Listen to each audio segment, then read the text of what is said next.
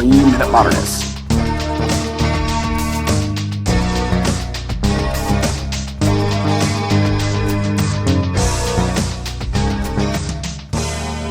Now, I want to talk about another piece that I adore that I've been wanting to see again for years, and that's Easy Living. Yes. And so, what was sort of the genesis of that project, and what was sort of your view moving through it?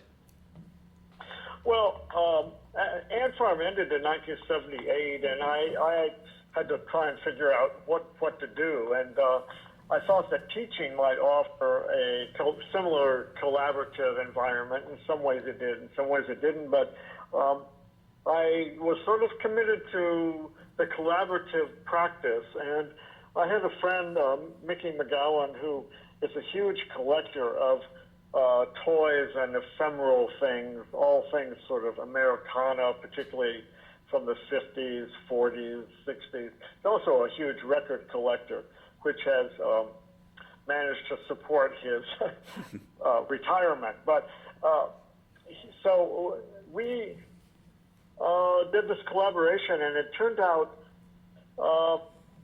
to be a portrait of the places we grew up. So again, it was another reference to childhood, or really more our sort of teen years. And what was interesting, I was in Florida during those years, and he was in Southern California, but there were more similarities and differences. So it's a kind of a archetypical portrait of an American suburbia of that era, using, of course, model cars, doll houses, and other toys to populate it.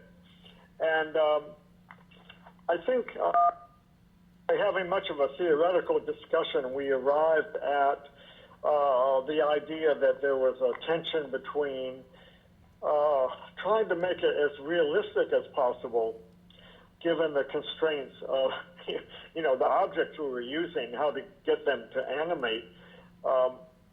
And ultimately, that becomes a really interesting tension, I think. So things happen in Easy Living, but there's no real storyline. If there are characters, they are basically the cars that seem to be zooming around and going to the drive-in and stopping at the beach and things like that.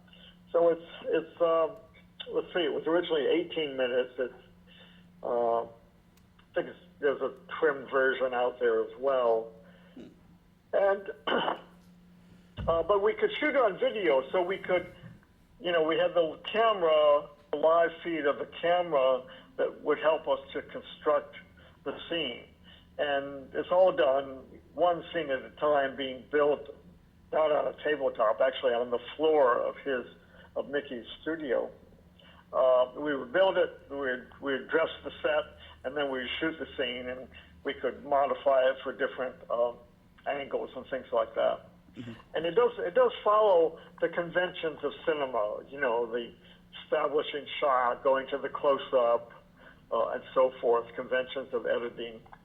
And I spent years, teaching in that area, first at UC San Diego and then at UC Santa Cruz in the film department, the art department of San Diego, and the film and digital media department of Santa Cruz. Mm-hmm.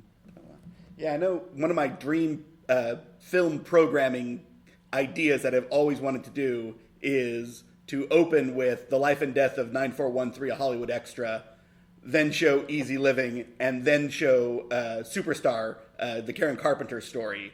Because all three of those, because I think I probably first watched them all about the same time in the 90s, and was just blown away by the through line of this miniature representation of recognizable aspects of the world, of not only suburbia, but also this sort of suburban ideal that we all believe is out there. Right. Yeah. Yeah. We did, Mickey and I did another collaboration a little bit later in 1990 called Picture Windows. And that was a construction, a sculpture that was built to look like a doll house, but it was 6 feet tall. And 3 of the windows have had video screens in them, and so it was. We used Venetian blinds to open and close each scene in each window. It was a kind of voyeuristic experience. You were looking in these windows and seeing what was going on inside the house, and so it was a similar kind of project. But with the final scene, we used a clip from Hitchcock's Rear Window, to reference that sort of process of looking and the imagination, how the imagination informs that voyeurism of looking in a neighbor's window.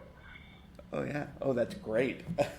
That's when I'll have to. Is that just a video, or is that actually a physical piece? It's a physical sculpture, and it's in a collection in Germany now. So I only have documentation of it, and I don't think that the video documentation is on my Vimeo site.